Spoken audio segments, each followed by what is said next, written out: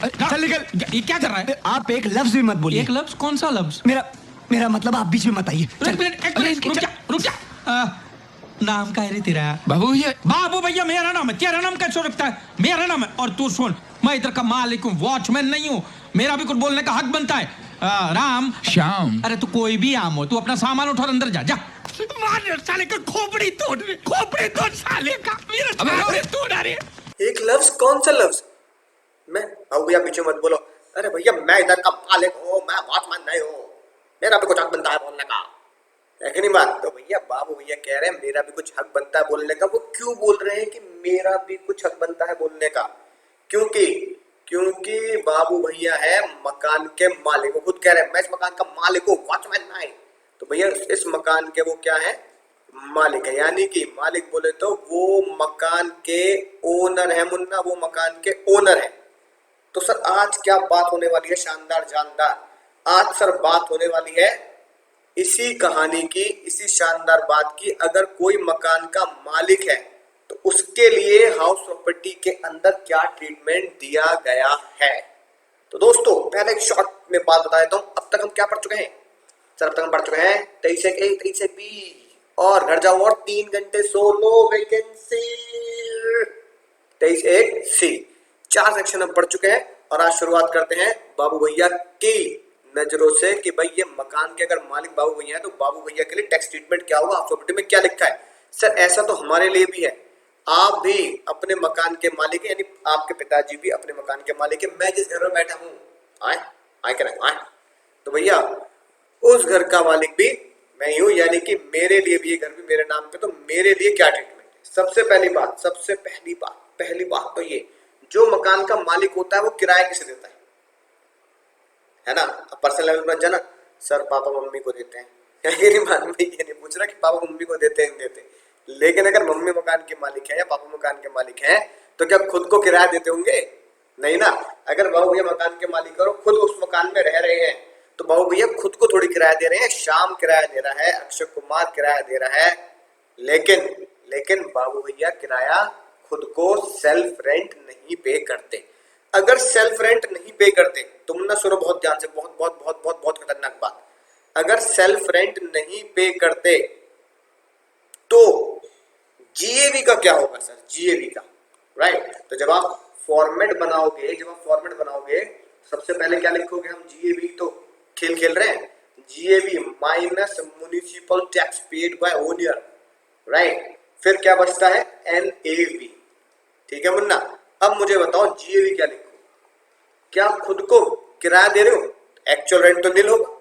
अगर मैं खुद अपने मकान में रह रहा हूं तो खुद को किराया थोड़ी दे रहा हूं। अब ये खुद को किराया नहीं दे रहा तो बाकी चीजें निकाल कर फिर रेंटल वैल्यू, म्युनिसिपल वैल्यू भी टैक्स कर दोगे। हाउस प्रॉपर्टी का पर्पस क्या है? हाउस प्रॉपर्टी का पर्पस पहले ही लेक्चर में हम जान चुके हैं सर। हाउस प्रॉपर्टी का एक ही पर्पस है, the purpose of the head is rent को टैक्स करना। जो रेंट की इनकम है ना, जो रेंट की इनकम है उसे टैक्स करना है। यानी कि जो मेरा रेंट के नाम से, जो मेरा किराए के नाम से या बाबू भैया को किराए के नाम से कैश इनफ्लो आ रहा है, उस कैश इनफ्लो पर क्या दें आप? टैक्स दें। वो कैश इनफ्लो, क्योंकि इनकम टैक्स डिपार्टमेंट की नजरों में वो कैश इनफ्लो आपकी क्या बनती है? इनकम बनती है। इनकम बोले तो कमाई बनती है, और अगर कमाई बन रही है तो भैया उस पर क्या देना पड़ेगा मुन्ना? कमाई पर तो टैक्स देना पड़ेगा। अब मैं यही तो कह रहा हूं फाइनेंस मिनिस्टर साहब से, मैं यही कह रहा हूं, अरे भैया, अरे महाराज जी सुनो तो मेरी बात सुनो तो। अगर मैं अपने मकान में खुद रह रहा हूं और खुद के मकान को बोलते हैं, खुद रहने को बोलते हैं सेल्फ ऑक्यूपाइड, खुद मैंने उस मकान को ऑक्यूपाइड कर रखा है तो इसलिए क्या बना? Self occupied. अगर मैंने मकान को खुद ऑक्यूपाइड कर रखा है और खुद उसमें रह रहा हूं तो भैया कैश इनफ्लो क्या है मेरा? ये बता दो कैश इनफ्लो क्या है? का मुन्ना का ये कहा, ये तो बताओ कैश इनफ्लो कहा भैया? कैश इनफ्लो कहां से आया?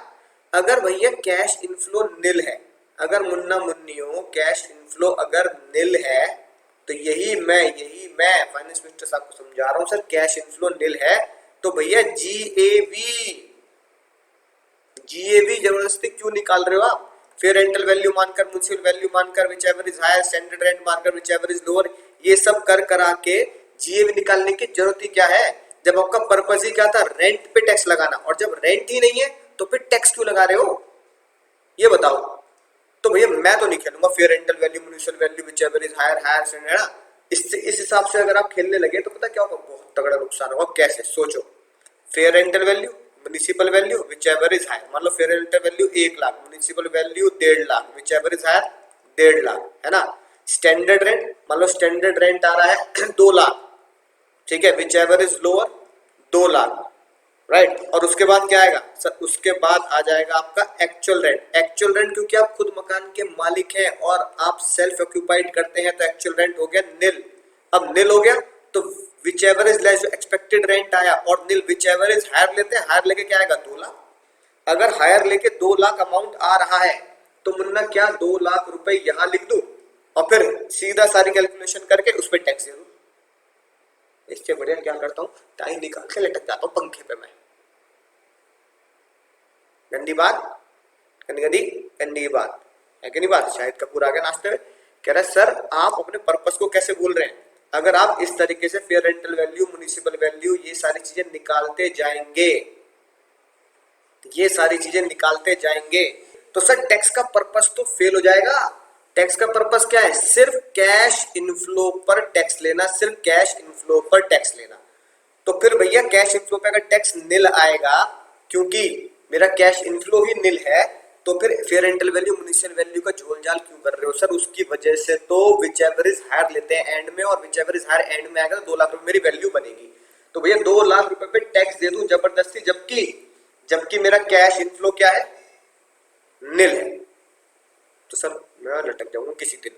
मैं संसद भवन में ऐसा करता हूँ, संसद भवन में जाके लेट जाता हूँ, है कि नहीं बात। मिट्टी डाल देना मेरे ऊपर आप।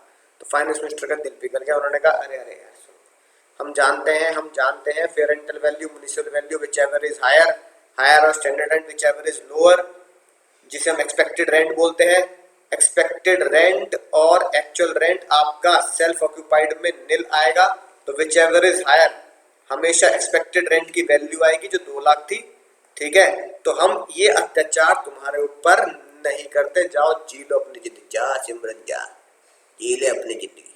तो सर क्या कहा होगा फाइनेंस मिनिस्टर साहब ने, तो उन्होंने एक बहुत शानदार बात बोल दी। अगर कैश इनफ्लो निल है, अगर कैश इनफ्लो निल है, क्योंकि आपकी प्रॉपर्टी सेल्फ ऑक्यूपाइड है, तो सेल्फ ऑक्यूपाइड प्रॉपर्टी की जीएवी निल। इवन उन्होंने क्या लिखा, म्युनिसिपल टैक्स भी अगर आएगा तो यहाँ म्युनिसिपल टैक्स मान लो 1000 रुपए लिख दिया तो एनएवी नेगेटिव आएगी। तो उन्होंने बोल दिया भैया एनएवी नेगेटिव नहीं लेके आएंगे, जिसकी वजह से हम म्युनिसिपल टैक्स भी नहीं अलाउ करेंगे, इसलिए सेल्फ ऑक्यूपाइड में एनएवी भी क्या कर देते हैं, निल ही लिख देते हैं, है कि नहीं बात, राइट। एनएवी क्या कर देते हैं सर, निल लिख देते हैं, राइट।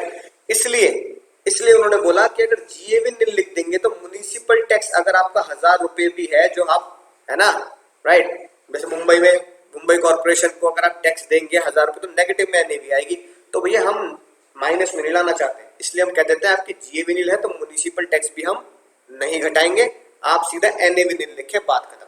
भैया हमने तुम्हारी इतनी बात मान ली कि भैया जीएवी निल लिख दो, क्योंकि कैश इनफ्लो नहीं है, तो पर्पस क्या था, कैश इनफ्लो ऑफ रेंट को टैक्सेबल करना था, रेंट ही नहीं है, तो भैया हम क्या मानेंगे, निल।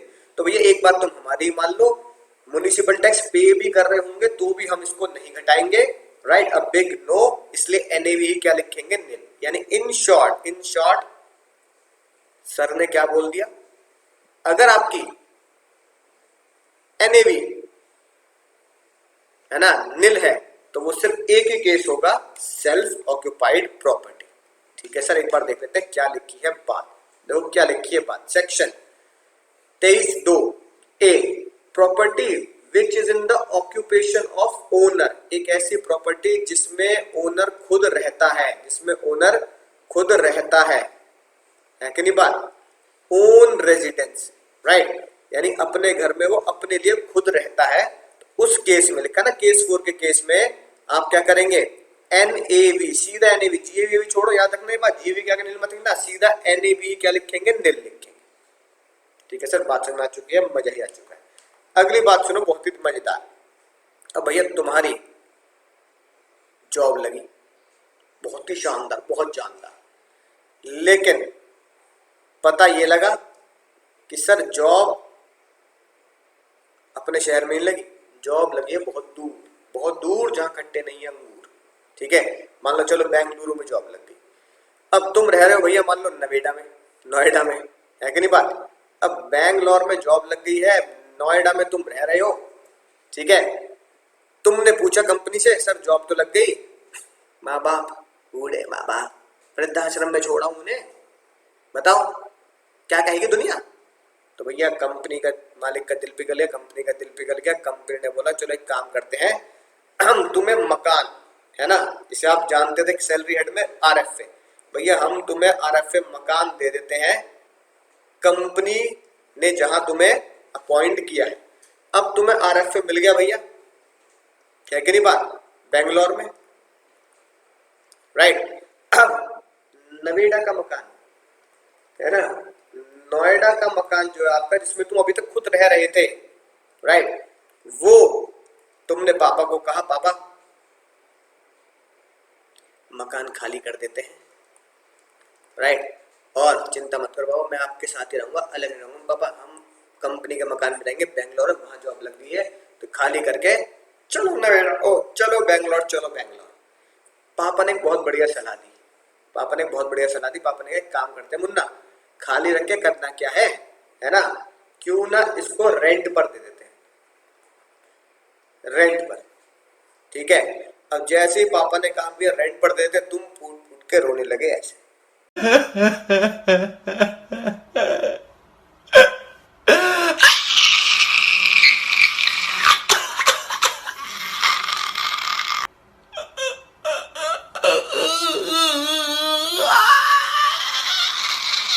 पापा कह रहे क्या हो गया भाई, अरे क्यों रो रहा है इतने बुरी तरीके से, ये तो बता। पापा यही वो मकान है पापा, यही वो मकान है जिसमें आपने मुझे जहर पेटे बजाए, जिसकी वजह से मैं आज इतना काबिल बना। यही वो मकान है जिसके अंदर, है ना, मैं पिट पिट के पढ़ा करता था, है ना, जिसकी वजह से मैं आज इतनी ऊंचाइयों पे पहुंचा हूँ, और आप, है ना, इस मकान को किराए पे देना चाहते हो। यही वो मकान है जिसकी यादों के सहारे, तेरी याद चाहती है, ये गाने का, तेरी यादों के सहारे, है ना, मैं जिंदगी गुजारूंगा। जब भी सोचूंगा हाँ भाई वो मकान है, वहां जाएंगे यार, लोग छुट्टियां मनाने विदेश जाएंगे, लोग छुट्टियां मनाने, है ना, पहाड़ों पे जाएंगे, कहीं भी जाएंगे, लेकिन भैया मैं जाऊंगा अपनी छुट्टियां मनाने अपने पुराने मकान में। पापा आप कह रहे हो पापा मकान किराए में दे दे। पापा कह रहे अरे भैया रो मत मुन्ना, रो मत, चल ठीक है कोई बात नहीं, अब तू नहीं चाहता तो मकान किराए पर नहीं जाएगा। अब क्या करें उसका, पापा मैं यादों को किराए पे नहीं दूंगा। बेटे ने बोल दिया पापा कुछ भी हो जाए, जान चली जाए, यादों को रेंट पर नहीं दिया जाता, यादों को रेंट पर नहीं दिया जाता।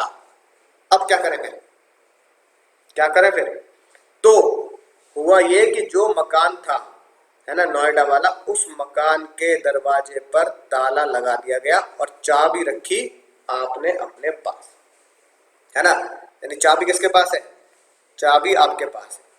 क्या उस मकान के बाहर कहीं भी क्या ये बोर्ड लगा हुआ है टू लेट का या हाउस फॉर रेंट, क्या ऐसा बोर्ड लगा हुआ है जो मैंने पिछले लेक्चर में आपको दिखाए थे, क्या इस तरीके का board for rent to let क्या लगा हुआ है, कि पापा चाहते थे ऐसा बोर्ड लगे लेकिन तुमने लगने नहीं दिया क्योंकि यादों को किराए पर नहीं देते। नहीं सर, ऐसा बोर्ड कहीं नहीं लगा हुआ। अगर ये बोर्ड लगा हुआ ही नहीं है ना, तो इसका मतलब ये वैकेंसी नहीं है मुन्ना। अगर ये बोर्ड नहीं लगा तो that means there is no vacancy.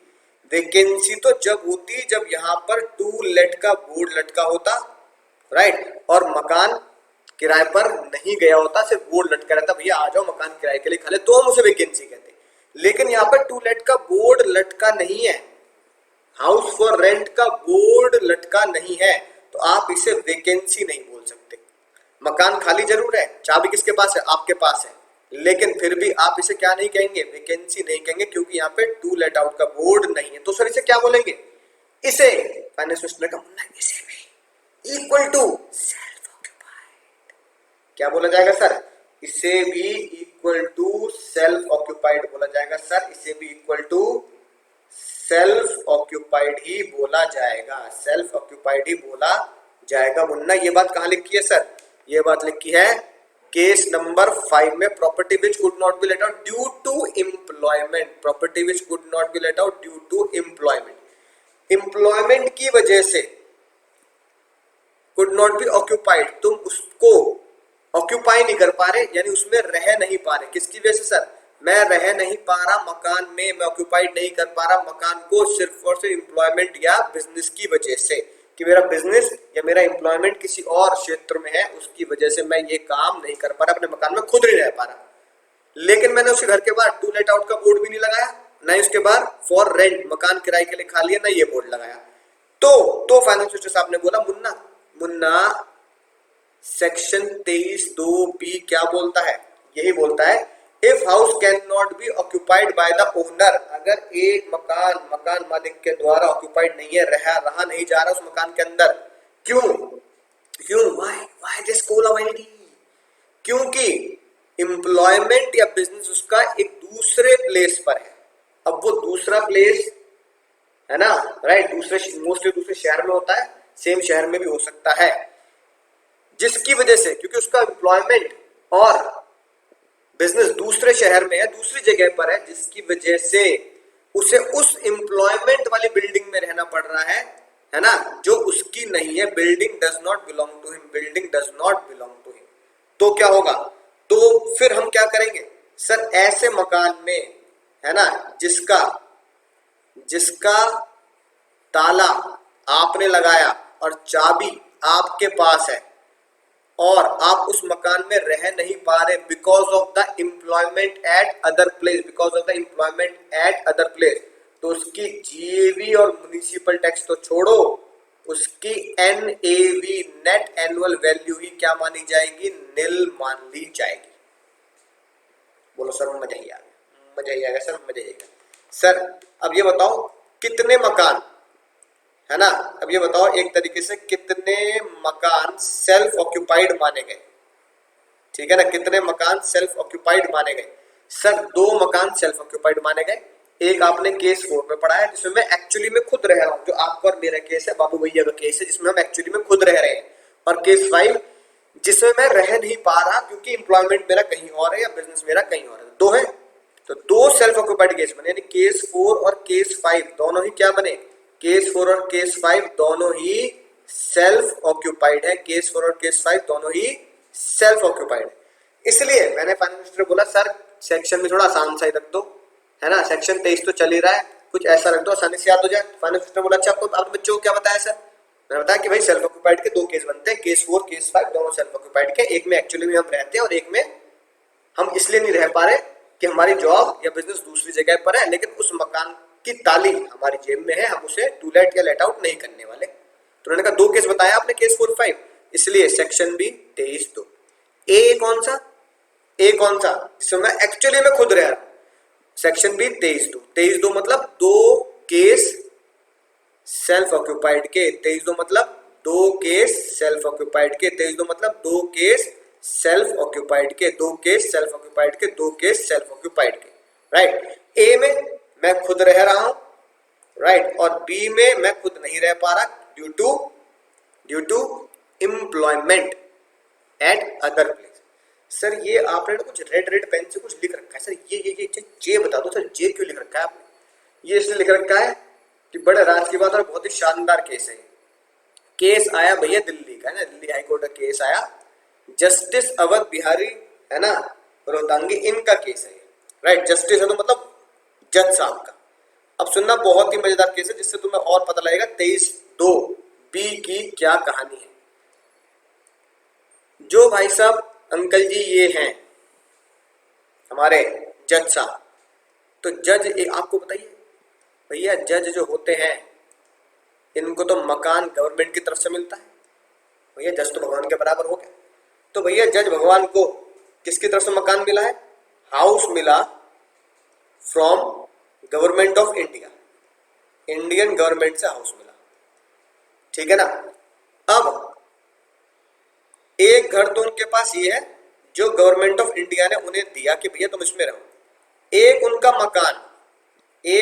मकान वहीं पर है, मान लो दिल्ली में ही उनका मकान है, राइट, ये उनका सेल्फ है, इनके बाहर है ना, मकान के बाहर उन्होंने बोर्ड भी अपने नाम का लगा रखा है, राइट, जस्टिस अवध, है ना, अपना बोर्ड भी लगा रखा है कि भैया मैं हूं, राइट, जस्टिस अवध बिहारी, है ना। अब उन्होंने अपना बोर्ड भी लगा दिया नाम का। अब जब गवर्नमेंट ऑफ इंडिया ने कहा भैया हमने तुम्हें मकान दे रखा है, सारा काम काज यहीं से कर लो भैया, है ना, जज हो तुम इतने बड़े हाई कोर्ट सुप्रीम कोर्ट के, तो भैया यहाँ शिफ्ट हो जाओ। अब गवर्नमेंट ऑफ इंडिया के कहने पर या उन मकान मिलने पर यहाँ पे वो शिफ्ट हो गए। जैसे वो यहाँ पे शिफ्ट हुए, अब इनकम टैक्स वालों ने बोला कि भैया ये तो मकान खाली है, इस पर टैक्स लगेगा, हम तो इसकी जीए भी निकालेंगे भैया, पेरेंटल वैल्यू, म्युनिसिपल वैल्यू, ऐसे करके उन्होंने बोल दिया। अब इन्होंने, है ना, अंकल जी ने केस कर दिया, बताओ जज को हरा देगा क्या? जिस जज के पास केस पहुंचा वो कह देगा अपने भाई को हरा दूंगा मैं। तो उन्होंने पता क्या बोला, उन्होंने बोला भैया सेक्शन 23(2)(b) पढ़ तो ले, ओ इनकम टैक्स ऑफिसर, ओ मुन्ना, है कि नहीं बात, 23(2)(b) पढ़ तो ले मुन्ना, ओ दिलीप कुमार पढ़ तो ले इसे। तो क्या पढ़ा, पढ़ना जरा फिर से। अब वकील साहब इनकम टैक्स वाले पढ़ रहे हैं, ऑक्यूपाई नहीं हो पाया ड्यू टू एम्प्लॉयमेंट, है कि नहीं बात, राइट, और he has to decide at other place, उसी जगह पे रहना पड़ रहा है जो उसको बिलोंग नहीं करती। तो यही तो बोला जज साहब ने बोला ये भी तो यही है, उन्हें ऐसे मकान में रहना पड़ रहा है, किसकी वजह से, बिकॉज ऑफ एम्प्लॉयमेंट, क्योंकि उनका एम्प्लॉयमेंट ही ऐसा है जज का कि भैया उनका मकान होना चाहिए कोर्ट के आसपास, कि भैया अगर आज मान लो 10 बजे की हियरिंग है तो झट से, है ना, जज साहब कोई रास्ते में जाम ना मिले, कोई टेंशन ना हो, सीधा 9:45 बजे निकले घर से, 10 बजे सीधा कोर्ट के अंदर घुस गए, कोर्ट के आसपास ही जो रेजिडेंशियल मकान बना रखे गवर्नमेंट ऑफ इंडिया ने, ताकि वो वहीं के आसपास रहे। तो भैया बिकॉज ऑफ एम्प्लॉयमेंट उनको यहाँ रहना पड़ रहा है, ताकि जज की कार्रवाई में, कोर्ट की कार्रवाई में डिले ना हो, ठीक है। तो भैया जज साहब जीत गए, राइट। डिसीजन क्या आया कोर्ट का, डिसीजन ये आया कि सेक्शन 23(2)(b) लगता है, सेक्शन 23(2)(b) लगता है, एज पर सेक्शन 23(2)(b) ये एप्लीकेबल होता है इसके ऊपर, house which is given by Indian government and जज साहब has to reside because of his employment की वजह से उन्हें उस मकान में रहना पड़ रहा है जो सरकारी तरफ से मिला है, जिसकी वजह से उन्होंने यहाँ पे ताला लगाया, तो ये भी सेल्फ ऑक्यूपाइड के बराबर माना जाएगा और इसकी एनएवी नील मानी जाएगी। इसलिए सेक्शन 23(2)(b) यही बात बोलता है, ध्यान से पढ़ लें। बोलो हाँ, मजा ही आ गया सर, है कि नहीं बात, सर मजा ही आ चुका है। 23(2)(b) हम पढ़ चुके हैं, इसलिए क्या लिखा है, NAV of case 4 and 5 shall be nil, क्योंकि प्रॉपर्टी आपने लेट आउट नहीं की है। अब जैसे ही ये बात दुनिया को पता लगी, दुनिया वाले, है ना, लोटपुट हो गए। उनमें से बहुत ही खतरनाक, दिमाग का शातिर इंसान, है ना, होशियार सिंह, नाम ही क्या था, होशियार सिंह था। होशियार सिंह आया, होशियार सिंह ने कहा बच्चों क्या मजा आ गया। होशियार सिंह ने जॉब कर रखी थी, यानी कि वो जॉब करता था बढ़िया।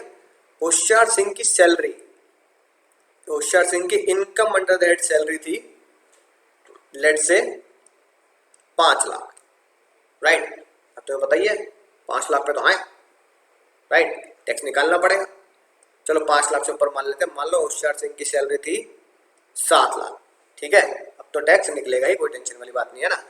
अब 7 लाख रुपए की उसकी इनकम थी, उसने सोचा यार कब तक किराए के मकान में रहूंगा, बढ़िया इनकम आ रही, कोई दिक्कत नहीं है, एक काम करते हैं हाउस लोन ले लेता हूं। उसने हाउस लोन लिया, हाउस लोन लिया मुन्ना, ठीक है, कितने रुपए का सर, उसने हाउस लोन लिया 50 लाख रुपए का एट द रेट 10%, राइट। फिर उसने कहा भैया हाउस प्रॉपर्टी की हाउस प्रॉपर्टी की कैलकुलेशन करनी पड़ेगी क्योंकि रेंट आ रहा है, और उस पर खुद रहना शुरू कर दिया। अब घर गया बेचारा वो होशियार सिंह, दिमाग लगाया, तो उसने कहा income under that house property, salary तो ये हो गई, income under that house property. अब क्योंकि उसने मकान सेल्फ ऑक्यूपाइड कर रखा था, है ना, 1 अप्रैल से उस मकान में खुद रहना शुरू कर दिया था, मकान सेल्फ ऑक्यूपाइड कर रखा था, तो उसने बोला सर 23/1/A के हिसाब से, सॉरी 23/2/A के हिसाब से मैंने खुद उसे क्या कर रखा है, सेल्फ ऑक्यूपाइड कर रखा है, तो मुन्ना एनएवी हो गई नील। ठीक है, बिल्कुल सही बात है सर, आप भी कह रहे हो एनएवी नील है, इसमें क्या टेंशन वाली बात है। फिर उसने कहा सर सेक्शन 24 की रिडक्शन आएगी, सेक्शन 24, हाँ सर सेक्शन 24 की रिडक्शन आती है। सेक्शन 24 की रिडक्शन क्या बोलती है सर, पहली रिडक्शन बोलती है 30% ऑफ एनएवी, 30% ऑफ एनएवी, है ना, चिंता मत करो, बिल्कुल डिटेल में जानेंगे इसके बारे में नेक्स्ट लेक्चर में, 30% ऑफ एनएवी। और सर बी रिडक्शन क्या बोलती है, बी रिडक्शन बोलती है sir interest on house loan, interest on house loan. अब सेक्शन 23(2)(A) में और सेक्शन 23(2)(B) में ये लिखा है मुन्ना सिर्फ कि एनएवी नील होगी, मुन्ना एनएवी नील होगी, एनएवी नील है तो इंटरेस्ट तो घटा सकता हूं, हाँ इंटरेस्ट घटा सकते हैं सर, क्यों नहीं घटा सकते। उसने निकाला मुन्ना 50 लाख का 10% इंटरेस्ट दे रहा हूं मैं साल का, तो ये आ गया मुन्ना 5 लाख। मजा ही आएगा सर, ये 30% ऑफ एनएवी नील और इंटरेस्ट ऑन हाउस लोन कितना मुन्ना, 5 लाख, है कि नहीं बात।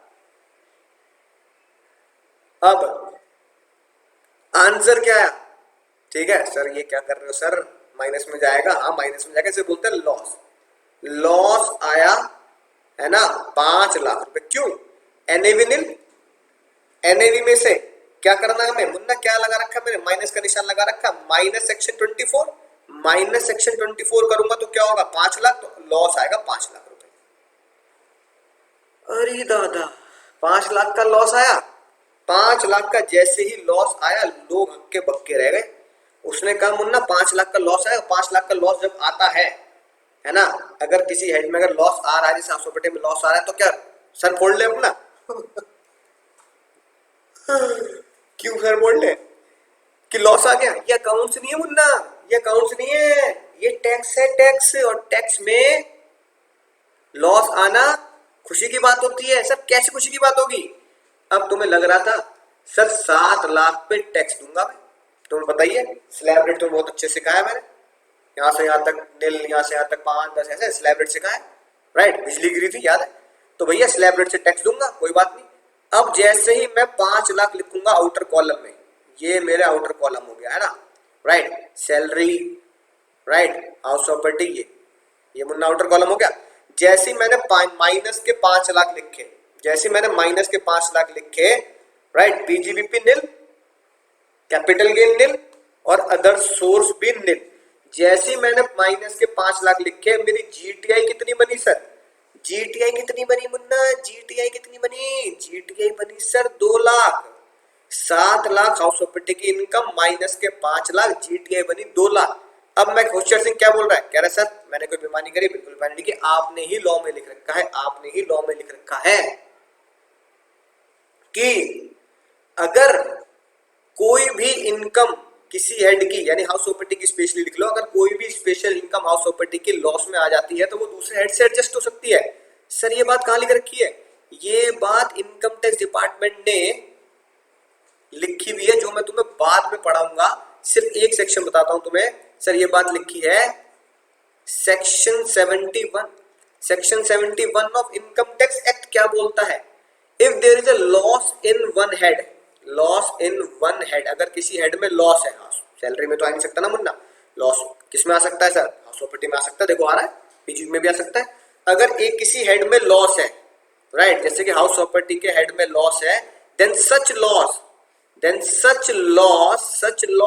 Can be adjusted, can be adjusted, adjusted को कानूनी भाषा में बोलते हैं set off, can be adjusted from other head, वाह मुन्ना वाह, अदर हेड। अगर किसी हेड में लॉस आता है तो वो लॉस, सच लॉस एडजस्ट किया जाता है अदर हेड में। आपने ये बात सेक्शन 71 में लिख रखी है। होशियार सिंह भी यही कह रहा है, होशियार सिंह कह रहा है मैंने कौन सा पाप कर दिया, मैंने कौन सा किसी की भैंस खोल के भाग गया मैं, भैया हमने भी ये कर रखा है, आपने बोला अगर किसी हेड में लॉस आता है, जैसे मेरा हेड में लॉस आ रहा है 5 लाख का हाउस प्रॉपर्टी में, तो आप दूसरे हेड से एडजस्ट कर लें। तो मेरी सैलरी की इनकम 7 लाख थी, मैंने उससे एडजस्ट कर लिया, तो मेरी जीटीआई 2 लाख बैठेगी। डिडक्शन मैंने कोई ले नहीं रखी जी भैया, एनटीआई में मेरी 2 लाख आएगी। ले लो टैक्स, ले लो मजे, ले लो मजे, ले लो टैक्स। फाइनेंस मिनिस्टर कह रहे हैं बे यार, हमने ही लॉ बनाया और हमारा ही पागल बन गया, ये क्या चक्कर है मुन्ना। तो ये बहुत ही शानदार जानदार टैक्स प्लानिंग की गई, इसे बोलते हैं टैक्स प्लानिंग। क्या ये टैक्स की चोरी है ना? क्या ये टैक्स की चोरी है मुन्ना? ये बता दो, क्या ये टैक्स की चोरी है? क्या मैंने कोई ऐसा काम किया जिस जो चोरी के बराबर हो, बेईमानी के बराबर हो? नहीं, आपने जो बोला मैंने उसी के अकॉर्डिंगली काम किया। आपने बोला सेक्शन 71 में, तो जो सेक्शन 71 ने कहा मैंने तो बस वही काम किया है, ठीक है ना? लोन लेना चोरी है, पाप है ना? सेक्शन 71 के अकॉर्डिंगली एक हेड के लॉस को दूसरे हेड से एडजस्ट, दूसरे हेड के प्रॉफिट से, है ना, एडजस्ट करना पाप है। ये लो प्लस का निशान लगा दिया, तो भैया माइनस को प्लस से एडजस्ट कर लिया, इसमें क्या दिक्कत है? राइट। अब दिल पे लगी नहीं लगी बात? दिल से रे, दिल से रे। अब भैया ये बात फाइनेंस मिनिस्टर के दिल पे लगी। उन्होंने कहा यार सेक्शन 71 भी डिलीट नहीं कर सकते, डिलीट कर देंगे तो बेईमानी हो जाएगी, ठीक है? टैक्स प्लानिंग लोग ऐसी करेंगे होशियार सिंह के बाद, तो भैया बाद के लोग, होशियार सिंह ने तो मजे ले लिए, बाद वाले लोग तुम और मैं जो रह गए वो लपेटे गए। उन्होंने कहा बाद वाले लोग भी जानबूझ के यही करेंगे, पहले वो देखेंगे कि भैया मेरी सैलरी कितनी है 7 लाख, फिर जानबूझ के हाउस प्रॉपर्टी के लोन का झोलझाल करा करेंगे। तो भैया बाद वाले लोग बेईमानी ना करें, बाद वाले लोग इस टैक्स प्लानिंग का अननेसेसरी फायदा ना उठाएं।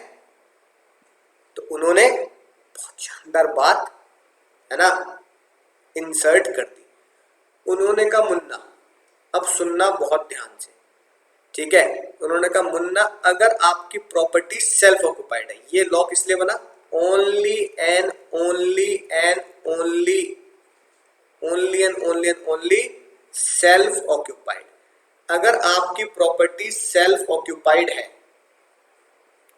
ठीक है, तो गारंटी है ना? सेल्फ ऑक्युपाइड देखो या, तो गारंटी है सेल्फ ऑक्युपाइड के केस में एनएवी तो निल है, और फिर आपका इंटरेस्ट भी आ रहा होगा। इंटरेस्ट आने की वजह से आपका लॉस आएगा, तो सेल्फ ऑक्युपाइड में तो गारंटी क्या आना है? लॉस ही आना है। सर अगर इंटरेस्ट ना हो, इंटरेस्ट जीरो हो तो कुछ भी नहीं आएगा, निल आ जाएगा, और इंटरेस्ट हुआ तो लॉस आएगा, क्योंकि एनएवी निल है ना मुन्ना। अगर एनएवी निल है तो 30% ऑफ एनएवी भी निल हो गया, इंटरेस्ट भी निल हो गया, तो आंसर निल। अगर इंटरेस्ट अगर है तो माइनस में आएगा। तो भैया ओनली सेल्फ ऑक्युपाइड में क्या होता है? या तो आंसर होता है नेगेटिव या आंसर होता है निल। तो भैया मोस्टली लोग क्या कहेंगे? नेगेटिव आंसर आएगा। तो सेल्फ ऑक्युपाइड के केस में, only and only self occupied के केस में फाइनेंस मिनिस्टर साहब ने बोला मुन्ना अब सुनना, मुन्ना अब सुनना। अगर सेल्फ ऑक्युपाइड का केस है तो अगर लोन का पर्पस, तो तुमसे पूछा जाएगा भैया लोन का पर्पस क्या है? पर्पस बता, पर्पस, ठीक है, पर्पस बता। आप कहोगे लोन जो लिया मैंने वो लिया घर खरीदने के लिए या कंस्ट्रक्ट करने के लिए? सर लोन लिया घर बनाने के लिए, कंस्ट्रक्शन के लिए, या घर को बाय करने के लिए। और क्या पर्पस हो सकता है सर? यही तो पर्पस होगा। नलायक को यही पर्पस होगा। एक और पर्पस हो सकता है लोन की रिपेयर मेंटेनेंस के लिए, लोन के रिपेयर करने के लिए, हाँ, है ना? कुछ दिन पहले मेरी माता जी ने भी लोन लिया था रिपेयर करने के लिए अपने घर के लिए, राइट? तो सुनना ध्यान से, सिर्फ और सिर्फ सेल्फ ऑक्युपाइड में ही राज की बात लगने वाली है, सेल्फ ऑक्युपाइड में ही ये राज की बात लगने वाली है। सर क्या है सर? अगर आपने घर लिया है बनाने के लिए और सेल्फ ऑक्युपाइड है तो मुन्ना जान चली जाए, जान चली जाए, मैक्सिमम आपको डिडक्शन मिलेगी 2 लाख रुपए की। पूरी तेरी मैयारी, ये क्या हो गया? और अगर रिपेयर के लिए लोन लिया है, रिपेयर के लिए, तो डिडक्शन मिलेगी मैक्सिमम 30,000 रुपया की। यानी कि अगर आसानी से आपको बात याद करनी है तो मैं यहाँ पे ये लिख सकता हूँ, if the house property is self occupied then deduction of interest shall be interest calculated और 2 लाख रुपए which ever is less.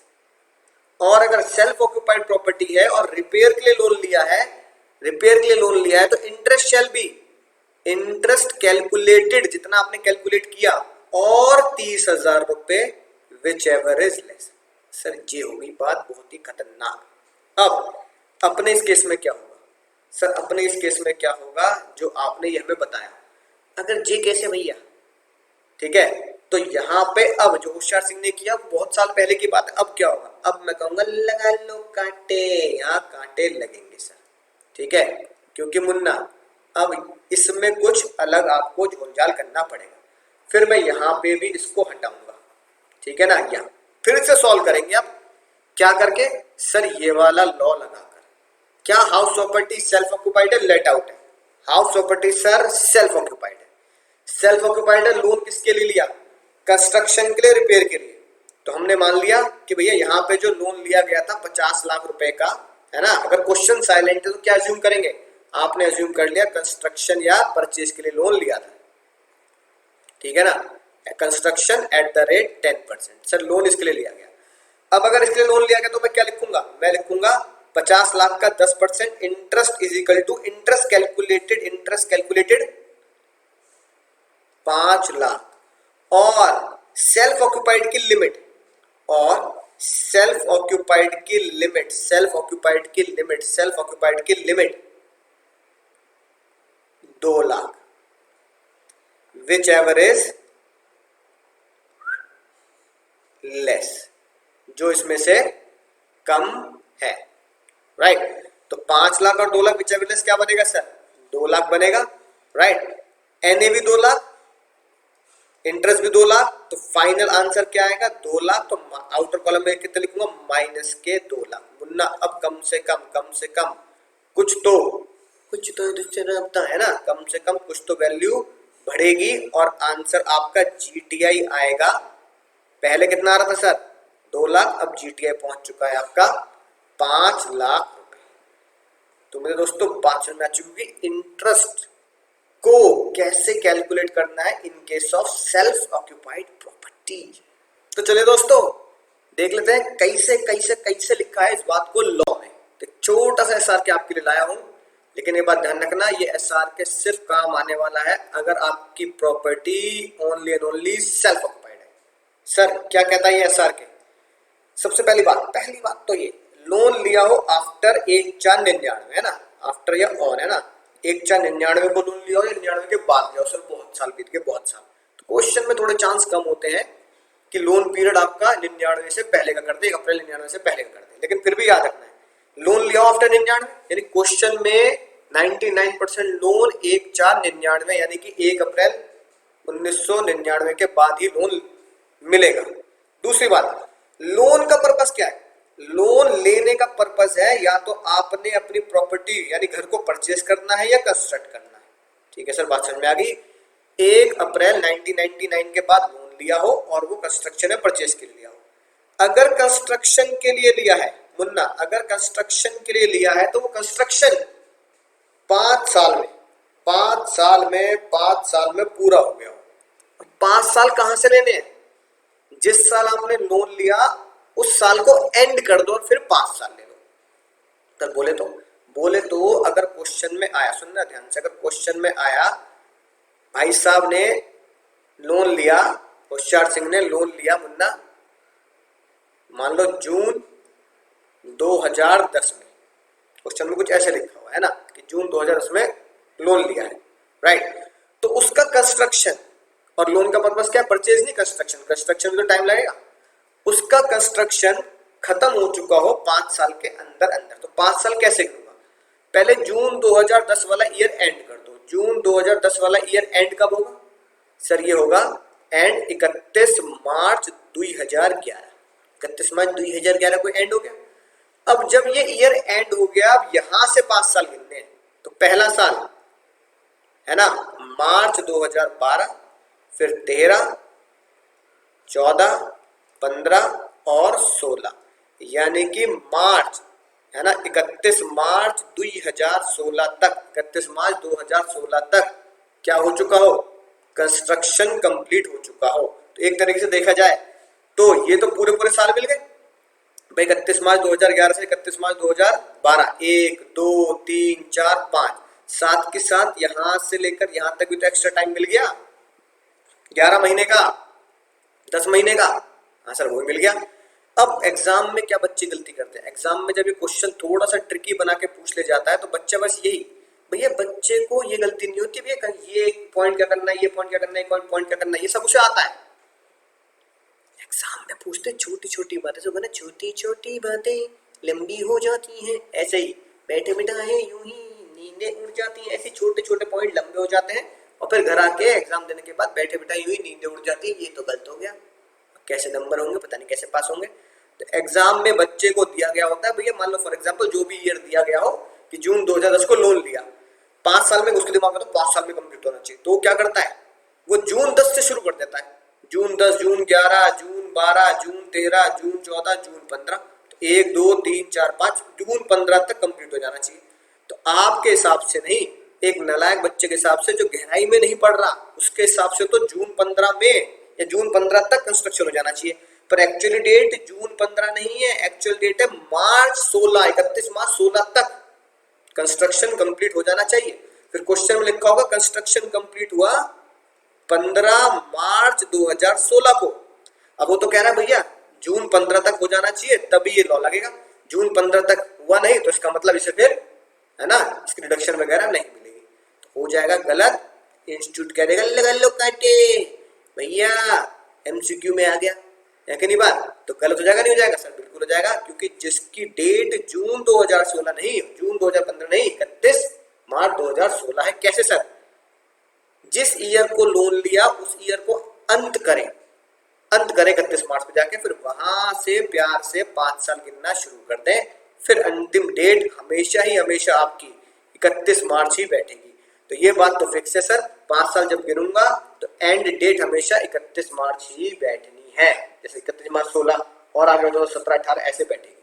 Sir ये तीनों बातें पूरी है, बताइए सर 1/4/99 के बाद लोन लिया सर कंस्ट्रक्शन के लिए, परचेज के लिए, कंस्ट्रक्शन 5 साल के लिए कंप्लीट हो गया, अब क्या, अब क्या है सर, अब क्या बताओ।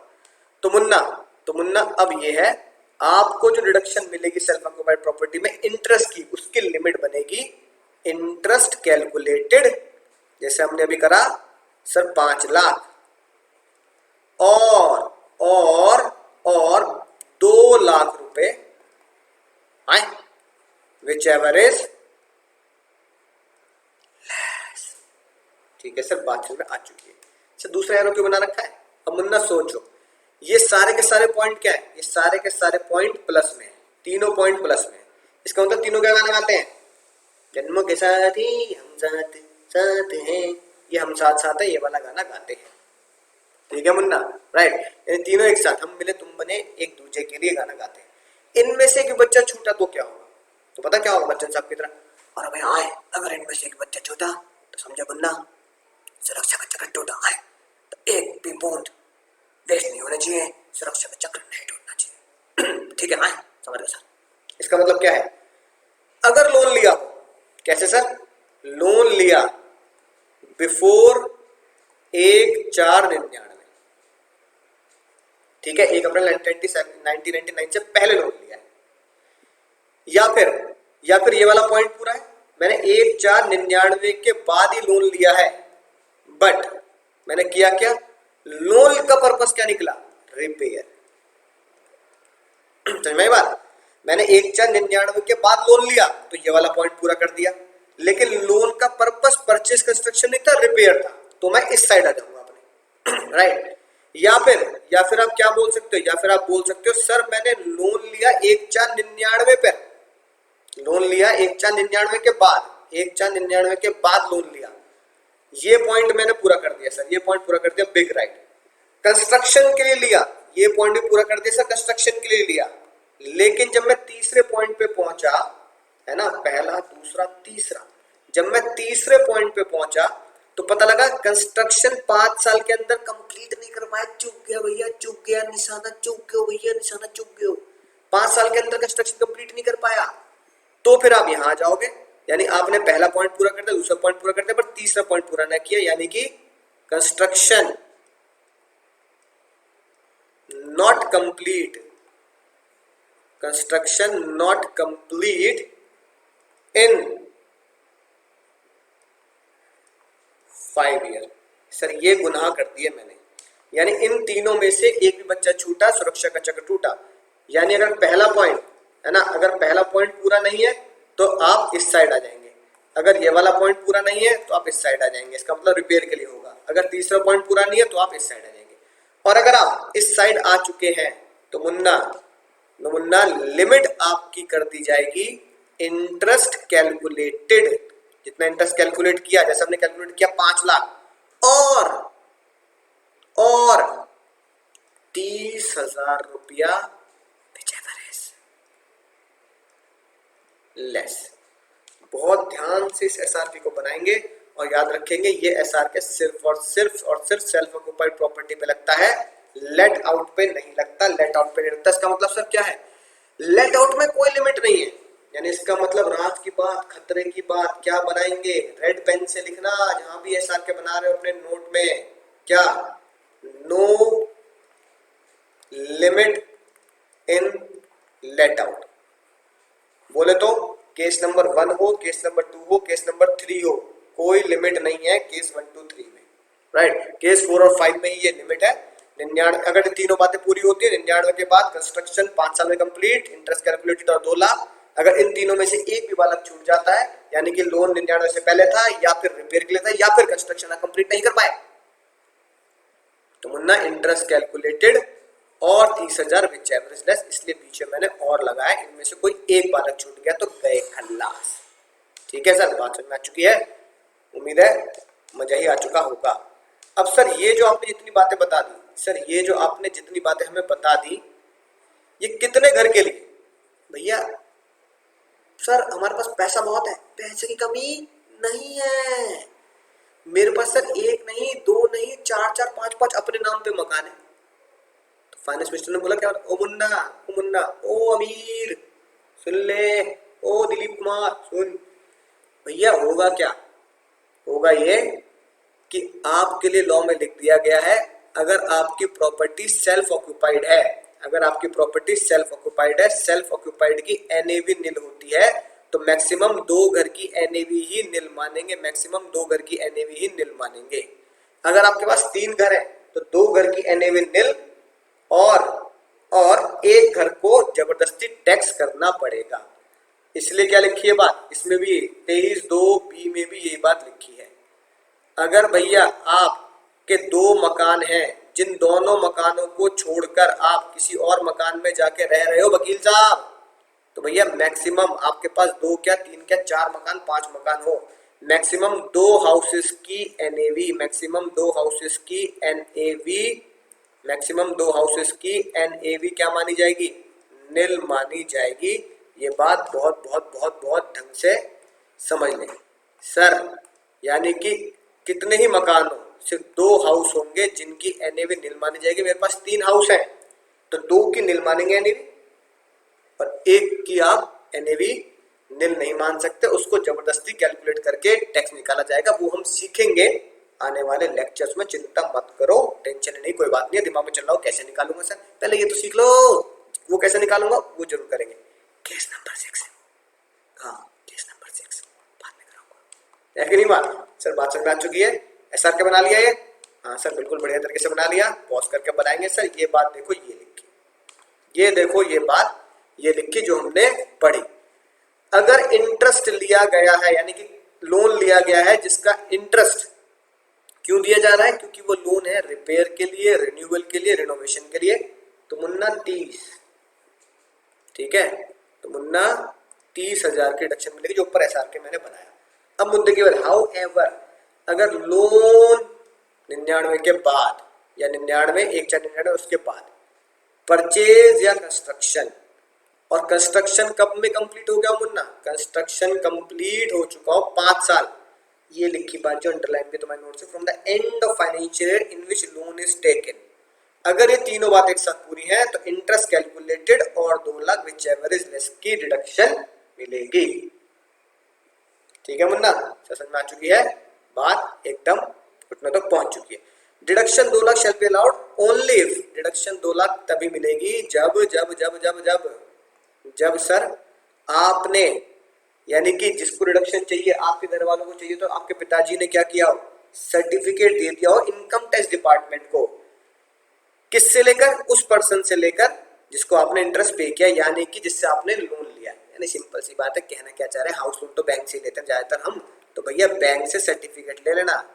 क्या लेना है सर, बैंक से सर्टिफिकेट ले लेना कि हाँ बैंक लिख के देगा हाँ जी हमने इन बंदे को, इस पर्सन को लोन दिया है और उन्होंने हमें इतना ब्याज दिया है, बात खत्म, राइट। और जो लोन का पर्पस था, जिसकी वजह से बैंक ने आपको लोन दिया, वो पर्पस था घर बनाना या घर खरीदना।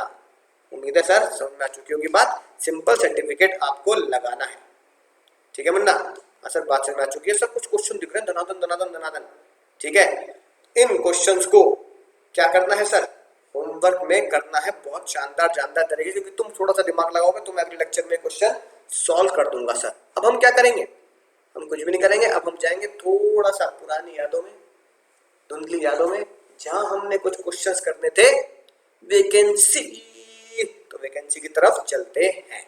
चलिए दोस्तों, उम्मीद है 87 आपने बहुत शानदार तरीके से कर लिया होगा। बैलेंस शीट तो मिला ही ली होगी, बैलेंस शीट मिलाने आते आंसर तो पहुंच चुके होंगे, लेकिन मेरा फर्ज है कराना। तो देखो पहला क्वेश्चन सॉल्व करते हैं, केस नंबर 1, ठीक है। पहले तुम्हें लगेगा सर पूरी कहानी दिमाग में घुमानी पड़ेगी। अगर जो लॉ में लिखी है बात 23(1)(c) में लिखा है, if because of the vacancy, if because of the vacancy actual amount is less than AR is less than ER, then GAV is equal to AR, right? इतनी बड़ी कहानी सर मैं लिखूंगी एग्जाम में लिखने के लिए, ये लाइन और ये कोटेशन एग्जाम में चिपकाने के लिए चिपका के आएंगे बहुत बढ़िया तरीके से। अब बात करते हैं शॉर्टकट क्या, जो मैंने तुम्हें सिखाया, जो कोई नहीं सिखाएगा, मैंने तुम्हें सिखाया है सर। इक्वेशन बना ली हमने, है ना, दिमाग लगाया बहुत बढ़िया, इक्वेशन बना ली सर। क्या बना ली सर, इक्वेशन। अगर एक्चुअल अमाउंट में, है ना, एक्चुअल रेंट में ना, अगर AR में ऐड कर देते हैं वैकेंसी अमाउंट, तुम जो आए और वो ज्यादा निकल जाती है या बराबर हो जाती है किसके सर, ER के, अगर ये बात इक्वेशन पूरी हो जाती है तो आंख बंद कर कर हम बोल देंगे AR ही GAV है, AR ही GAV है, AR ही एक्चुअल रेंट ही GAV है, ठीक है सर। तो केस 1 से शुरू करते हैं। पहले एक्चुअल रेंट में वैकेंसी ऐड कर देते हैं, ये मैंने ब्रैकेट में कर दिया। एक्चुअल रेंट क्या है सर, एक्चुअल रेंट है ये रहा, रिसीव्ड या रिसीवेबल जो भी होगा 7000, राइट, 7000 है और 1 महीना वैकेंसी है, तो एक्चुअल रेंट मिलेगा कितना, 11 महीने।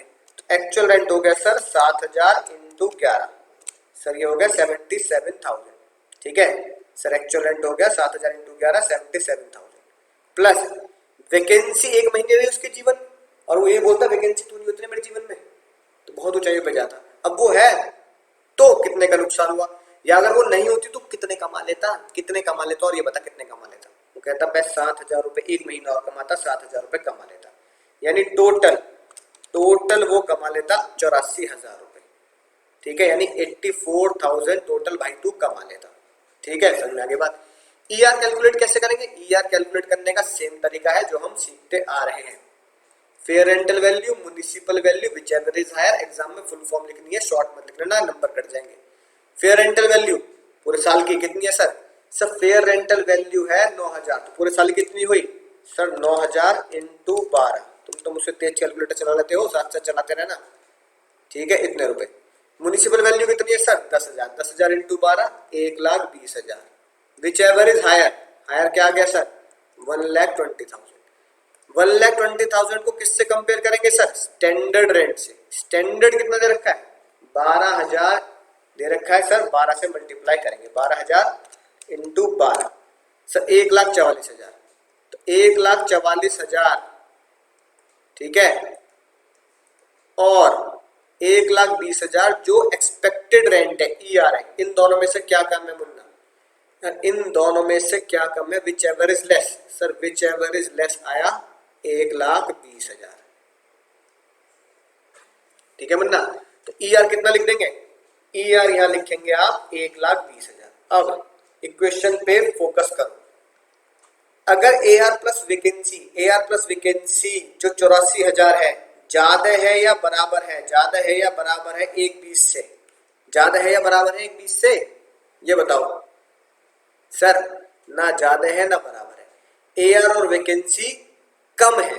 तो मैंने क्या बताया था, मैंने क्या बताया था मुन्ना, अगर उल्टा हो जाए, अगर हो जाए ये सर क्या, अगर एआर प्लस वैकेंसी उल्टा हो जाए, कम हो जाए, जो किस में है, कम है किससे, ईआर से, तो फिर क्या होगा, इसका रिवर्स कर दो, ईआर और एआर की लड़ाई है, तो ईआर ही जीएवी बनेगी, ईआर ही जीएवी बनेगी। समझा की बात, समझ चुके हैं। इसलिए आंसर भी ये लिखा है 1,20,000 इज जीएवी, जो हमारी ईआर है, ईआर ही जीएवी बनेगी। सर बात समझ आ चुकी है। अब यहाँ पे ईआर गलती से था, है ना, यहाँ पे विच एवर लेस 1,20,000 ईआर। अब सुनना ध्यान से, अगर मैंने ये लिख दिया भैया 1,20,000 ER which ever is less, इसको कंपेयर करेंगे एक्चुअल रेंट से, तो भैया एक्चुअल रेंट तो 77,000 है कि नहीं बात, 77,000 है।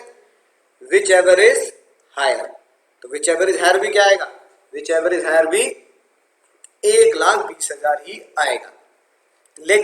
लेकिन एग्जाम में ये तुक्के से हो जाएगा मामला, तुक्के से हो जाएगा, ऐसा मत करना, सीधा इक्वेशन के साथ चलना, राइट, और लिख देना एज बिकॉज ऑफ वैकेंसी,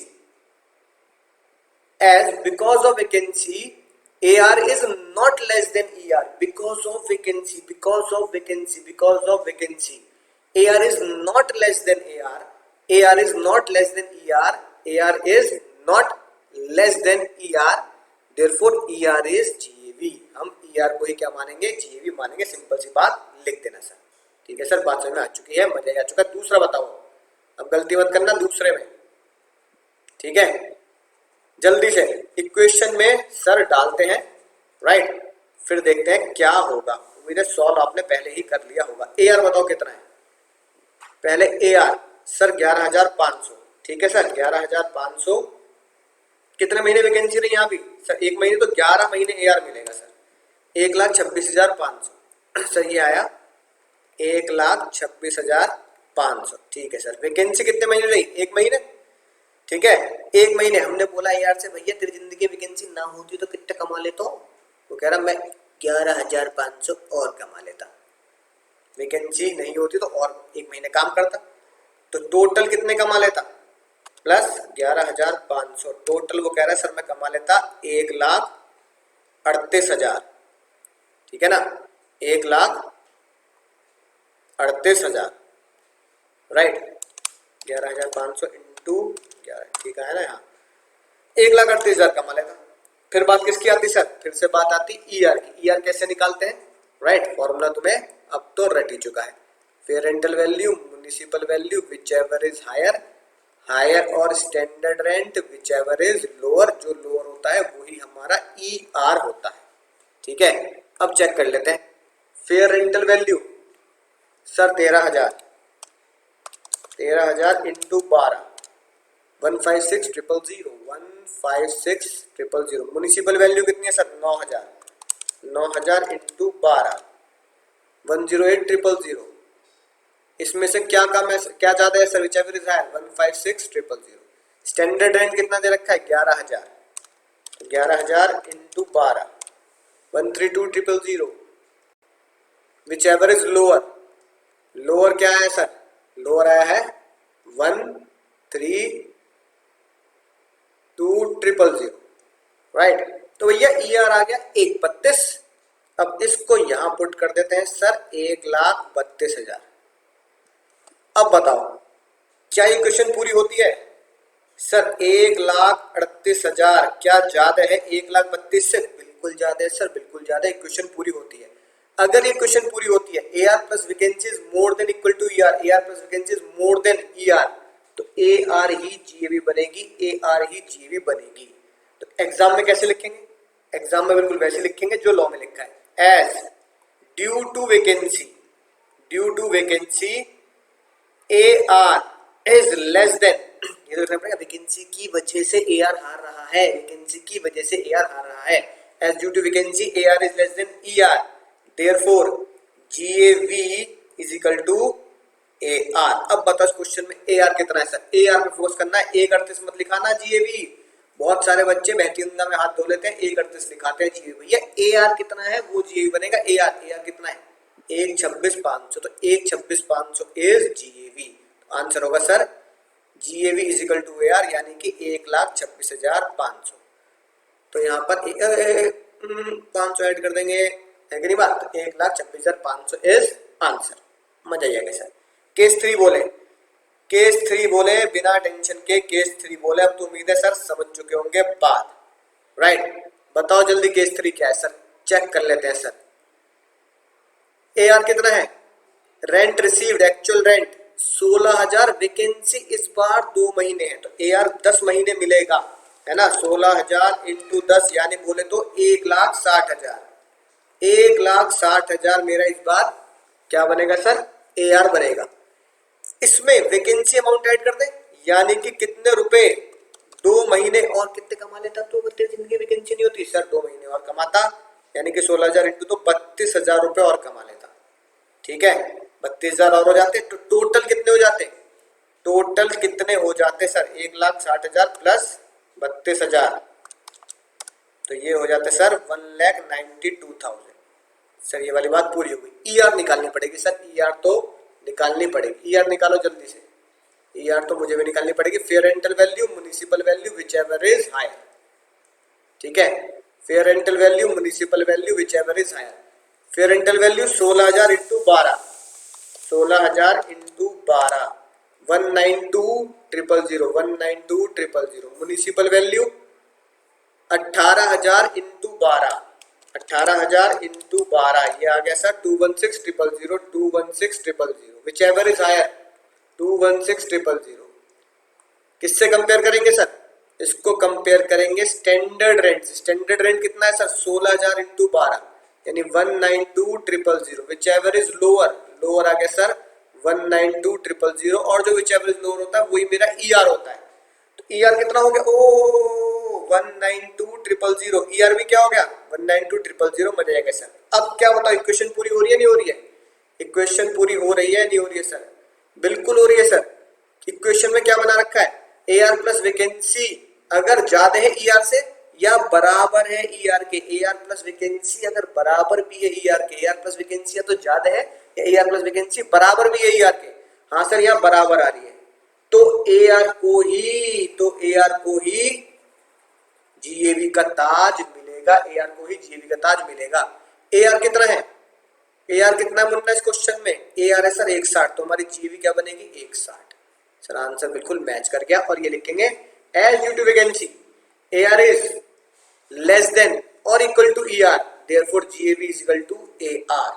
ये आप एग्जाम में चिपका के आएंगे लाइन, इसे जीकेपीएल कर लेना, इस लाइन को जीकेपीएल कर लेना, जीकेपीएल कर लेना, खोट के पी लेना। सर आखिरी क्वेश्चन की तरफ बढ़ते हैं, है ना, बहुत ही शानदार जानदार क्वेश्चन है। आखिरी क्वेश्चन की तरफ बढ़ते हैं। वैकेंसी का पूरा कॉन्सेप्ट घुटनों तक पहुंच चुका है। ए आर कितना है, ए आर कितना है सर, ए आर है हमारा 20,000 पर मंथ, 2 महीने की वैकेंसी। कितने महीने की सर वैकेंसी, 2 महीने की, तो 20,000 इंटू 2 महीने की वैकेंसी है, तो 20,000 इंटू 10 यानी कि 2 लाख रुपया। सर 2 लाख रुपया मिला, वैकेंसी 2 महीने की है यानी 20,000 इंटू 2 40,000 रुपए की वैकेंसी का अमाउंट। टोटल कितना हो गया सर, टोटल हो गया 2,40,000 रुपए टोटल हो गया सर। ई आर सर निकालना पड़ेगा, ई आर बिल्कुल निकालना पड़ेगा, जल्दी से निकाल दो। Fair rental value, fair rental value है सर 12,000 रुपए, तो 12,000 इंटू 12,000 इंटू 12 ये आ गया सर 1,44,000, 1,44,000। म्युनिसिपल वैल्यू कितना है सर, म्युनिसिपल वैल्यू है 9,000 रुपए, तो 9,000 इंटू 12 सर ये आ गया 1,08,000। Whichever is higher sir, whichever is higher 1,44,000। Standard rent कितना है सर, स्टैंडर्ड रेंट दे रखा है 7,000, तो 7,000 इंटू 12 करेंगे, 7,000 इंटू 12 ये आ गया sir 84,000। Which ever is lower sir, whichever is lower, जो लोअर है वही एक्सपेक्टेड रेंट है, 84,000 ही एक्सपेक्टेड रेंट हो गया, 84,000 एक्सपेक्टेड रेंट हो गया, 84,000 ही एक्सपेक्टेड रेंट हो गया। अब यहाँ पे आ गया 84,000, अब यहाँ पे आ गया 84,000। अब बताओ क्या ये इक्वेशन पूरी हो रही है या नहीं हो रही। AR और वैकेंसी मिलाकर, AR और वैकेंसी मिलाकर क्या ज्यादा है और बराबर है? हाँ सर, बिल्कुल ज्यादा है ER से। AR वैकेंसी 2,40,000, ER वैकेंसी 2,40,000, जो ज्यादा है ER से। तो फिर क्या होता है? अगर ऐसा है तो AR ही GAV बनती है, AR ही GAV बनती है, और AR 2,40 नहीं है, AR है 2 लाख। तो हमारी GAV कितनी होगी सर? 2 लाख। आंसर मैच हो चुका है 2 लाख। ठीक है मन्ना, बहुत बहुत बहुत शातिर क्वेश्चन थे, बहुत शानदार क्वेश्चन थे। बोलो सर, मजा ही आ चुका है। राइट, अब आते हैं सर क्वेश्चन 89 पर, जो आप बिल्कुल बढ़िया तरीके से कर चुके होंगे, आप समझ भी चुके होंगे। जो केस नंबर 3 में दे रखा है, क्योंकि इसमें सोलो है। क्या है सर? सोलो है, साथ में सोलो के साथ साथ वैकेंसी भी है। तो सर सोलो प्लस वैकेंसी, यानी ये क्वेश्चन बनता है 23(1)C प्लस 23(3), दोनों मिला के। सिंपल है, कोई टेंशन वाली बात नहीं, बिल्कुल सिंपल क्वेश्चन है। राइट, आप समझ ही चुके हैं, जिसमें कोई टेंशन वाली बात है नहीं। सर हमें मुद्दा क्या है? हमें GAV निकालनी आनी चाहिए बस। ठीक है ना, GAV निकालनी आनी चाहिए। अब क्योंकि वैकेंसी है, मैं इसे वैकेंसी के तौर पर ही सॉल्व करूंगा, मैं इसे वैकेंसी के तौर पर ही सॉल्व करने जा रहा हूं। सर हमारी इक्वेशन थी AR में अगर वैकेंसी ऐड कर दें, AR में अगर वैकेंसी ऐड कर दें और ये ज्यादा है या बराबर है ER के, तो AR ही GAV बनती है, देन AR ही GAV बनेगी, यहां सर ये बात हम समझ चुके हैं, कोई टेंशन नहीं है। अब मुझे बताओ AR कितना है क्वेश्चन में पढ़कर? एक्चुअल रेंट कितना है? सर एक्चुअल रेंट है, it is let out for 4 महीने एंड सेल्फ ऑक्युपाइड 6 महीने। वैकेंसी देखो, वैकेंसी है 2 महीने, ठीक है, 4 महीने लेट आउट हुआ है, सेल्फ ऑक्युपाइड है 6 महीने, यानी एक्चुअल रेंट कितना है? एक्चुअल रेंट तो सर 4 महीने का ही आया है। ठीक है ना, राइट। म्युनिसिपल वैल्यू इतनी, fair rental value standard rent इतना, और इट ये लिखी बात, इट वॉज लेट आउट 32,000 रुपए पर महीना। तो एक्चुअल रेंट कितने महीने आया? 4,000, 4 महीने आया मुन्ना, 4 महीने आया है। बाकी 8 महीने क्या रहा? 8 में से 6 महीने तो हम खुद रहे, 8 में से 6 महीने तो खुद रहे और 2 महीने वैकेंसी रही। तो 6 महीने खुद रहूंगा तो रेंट नहीं आएगा, वैकेंसी हुई तो भी रेंट नहीं आएगा, तो 4 महीने ही किराया आएगा। तो 4 महीने किराया कितना हो सर? 32,000 into 4, sir 1,28,000, 1,28,000 sir. तो मैंने यहां लिख दिया 1,28,000। वैकेंसी कितने महीने है? वैकेंसी कितने महीने है? वैकेंसी सर, वैकेंसी 2 महीने है, 2 महीने। तो यहां वैकेंसी का अमाउंट ऐड करना है। अगर वैकेंसी नहीं होती तो 2 महीने और कमा लेता, 32,000 इंटू 2 है ना, 32,000 इंटू 2 और कमा लेता, 64,000 और कमा लेता। तो वैकेंसी 2 महीने की है तो मुन्ना 2 महीने ही ऐड कर देंगे, 64,000 रुपए, राइट। तो 1,28,000, 1,28,000 प्लस 64,000, 1,28,000 प्लस 64,000, ये आ गया सर 1,92,000, 1,92,000। सर ये क्वेश्चन का आधा काम हो गया।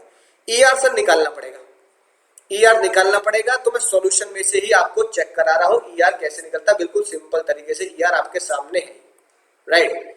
फेयर रेंटल वैल्यू वही 30,000 दे रखी है, 12 महीने, ठीक है। Municipal value whichever is higher आ गया 4,80,000।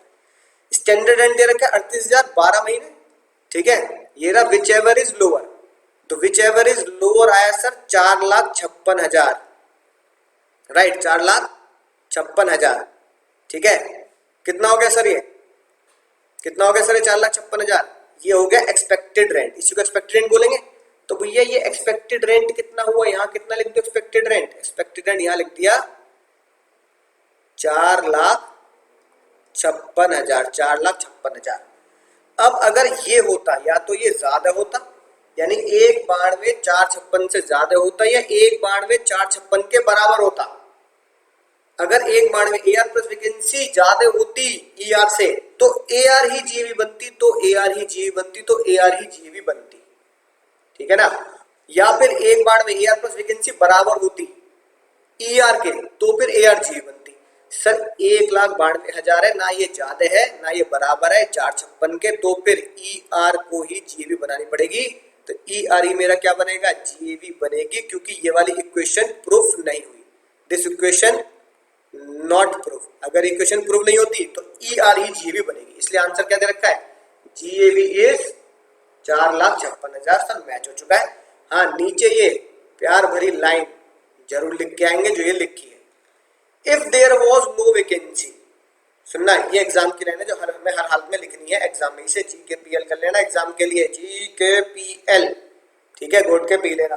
If there was no vacancy, अगर वैकेंसी नहीं होती उस केस में भी वो कितने कमा लेता, 1,92,000, यानी जो हमने ये निकाला, ठीक है, AR प्लस वैकेंसी।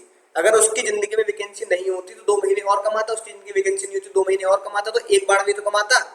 तो यही बात हम एग्जाम पे लिख के आएंगे, अगर there is no vacancy then he would have been, वो कमा लेता 1,92,000। Still is less than expected rent, 1,92,000 still क्या है, कम है, या ऐसे लिख दो 1,92,000 is not more than expected rent, still it is not more than expected rent और equal to expected rent, therefore GAV shall be expected rent, इसलिए एक्सपेक्टेड रेंट ही जीएवी बनेगी।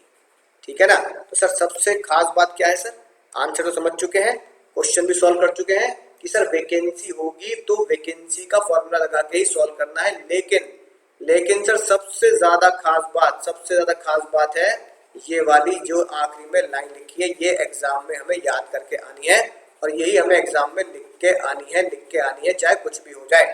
If there is no vacancy then it would have been 192 and still it is not more than, यहाँ लिखा less than expected, still not more than लगा तो not more than expected rent, therefore expected rent shall be GAV. तो मेरे दोस्तों बात समझ में आ चुकी होगी, बहुत शानदार क्वेश्चन मैं तुम्हें करा चुका हूं। आईसीआई के मॉड्यूल से क्वेश्चन करना शुरू कर दीजिए, जो भी मैं केस करा रहा हूं उसके क्वेश्चन आप सॉल्व कर सकते हैं। 5 केस आपके हो चुके हैं, शानदार तरीके से सॉल्व करेंगे आईसीआई से, जो बुक है उसमें से सॉल्व करिए। तब तक करना क्या है, दोस्तों को बताइए, फेंक के मारिए सेक्शन 23(a) 23(b), ये पढ़ लिया case number 1, vacancy 23(c), solo घर जाओ 3 घंटे सोलो 23(3), 2 केस बनते हैं किसके, 2 केस बनते हैं किसके, सेल्फ ऑक्यूपाइड के, तो 2 केस बनते हैं, 23(2) 1 खुद रह रहा हूं, 23(2)b जॉब की वजह से मैं उस मकान पे नहीं रह पा रहा, लेकिन मैंने उसे किराए पे नहीं दिया है। तो चलिए मिलते हैं अगले लेक्चर में, तब तक